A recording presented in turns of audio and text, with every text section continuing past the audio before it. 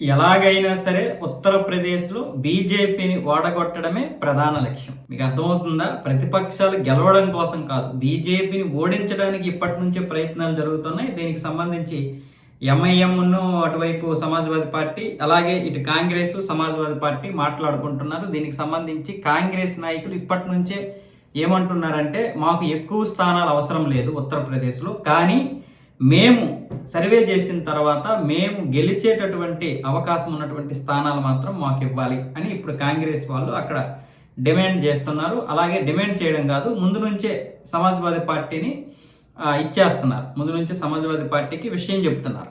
అంటే ఇంతకుముందు ఏదైతే ఇష్యూ వచ్చిందో సీట్ల పంపకాలు 2017లో వచ్చింది కదా, ఆ తర్వాత జరిగినటువంటి 2022లో జరిగినటువంటి ఎన్నికలు, ఆ తర్వాత వీళ్ళు పొత్తు పెట్టుకోలేదు.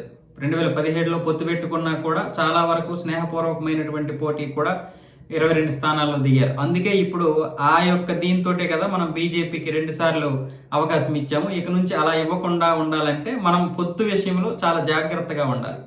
ఇక సీట్లు పంపకాల విషయంలో మనం మొదటి నుంచి దెబ్బలాడుకొని చివరికి వచ్చేసరికి విడిపోయి పోటీ చేయడం వల్ల బీజేపీ లాభపడుతుందని చెప్పి కాంగ్రెస్, ఎంఐఎం, సమాజ్వాదీ పార్టీ, అలాగే మిగతా అక్కడ ఉన్నటువంటి చిన్న పార్టీలన్నీ కూడా ఇప్పుడు కూడబలుక్కొని మరి సమాజ్వాదీ పార్టీతో మీరు ఎన్ని స్థానాలు ఇవ్వాలనుకుంటే అన్ని ఇవ్వండి, కానీ మేము ఎక్కడ పోటీ చేయాలనుకుంటున్నామో అక్కడ ఇవ్వండి అని చెప్పి ఇప్పుడు కాంగ్రెస్ ఎంపీలందరూ కూడా ఒక సర్వే నిర్వహించి త్వరలోనే ఆ నివేదిక అయితే ఇవ్వబోతున్నారు.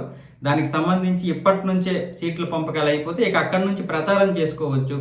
అభ్యర్థులు ఎవరికి వాళ్ళు నిర్ణయించుకున్న తర్వాత ప్రచారం చేసుకొని బీజేపీని ఓడిద్దాము అనే ఒక పక్క ఎజెండాతో అయితే ఉన్నట్లుగా తెలుస్తుంది. దీనికి సంబంధించి కాంగ్రెస్ ఎంపీలందరూ కూడా అది వాస్తవమే, ఇప్పటి నుంచే మేము అంటే ఎలక్షన్ ముందు దెబ్బలాడుకొని కొట్టుకొని బీజేపీకి లాభం చేకూర్చకుండా ఇప్పటి నుంచే ఒక పక్కా ప్లాన్ తోటి అందరం కలిసి పొత్తు పెట్టుకొని బీజేపీని ఓడిద్దాము అని చెప్పి అనుకుంటున్నామని చెప్పి కాంగ్రెస్ ఎంపీలు కూడా చెప్తున్నారు. సో ఇది వాళ్ళ యొక్క ఇది బీహార్లో, పశ్చిమ బెంగాల్లో, ఢిల్లీలో, ఇది మహారాష్ట్రలో, మధ్యప్రదేశ్, హర్యానా వీటన్నింటి దగ్గర కూడా పొత్తు పెట్టుకోకుండానే వెళ్ళడం వల్ల బీజేపీకి లాభం అయిందని చెప్పి ప్రతిపక్షాలు కూడా కాంగ్రెస్ని తిట్టిపోసిన నేపథ్యంలో ఇప్పుడు ప్రియాంక గాంధీ, రాహుల్ గాంధీ తీసుకున్నటువంటి నిర్ణయం ఏంటంటే, మనకి ఎన్ని స్థానాలు అంటే ఈ సంఖ్య కాదు ప్రధానం, ఎక్కడ గెలుస్తామనే దాని మీద మీరు అంచనా వేయండి. ఆ స్థానాల్ని మనము సమాజ్వాదీ పార్టీతో కూర్చొని ఆ స్థానాలు సంపాదిద్దామని చెప్పి ఇప్పుడు రాహుల్ గాంధీ చెప్పినట్లుగా వస్తున్నటువంటి వార్తల్లో కూడా వాస్తవం ఉందని చెప్పి కాంగ్రెస్ వర్గాలే చెప్తున్నాయి. అంటే బీజేపీని ఓడించాలి, ఇక్కడ ముఖ్యమంత్రి ఎవరనేది సమాజ్వాదీ పార్టీ చూసుకుంటుందంట.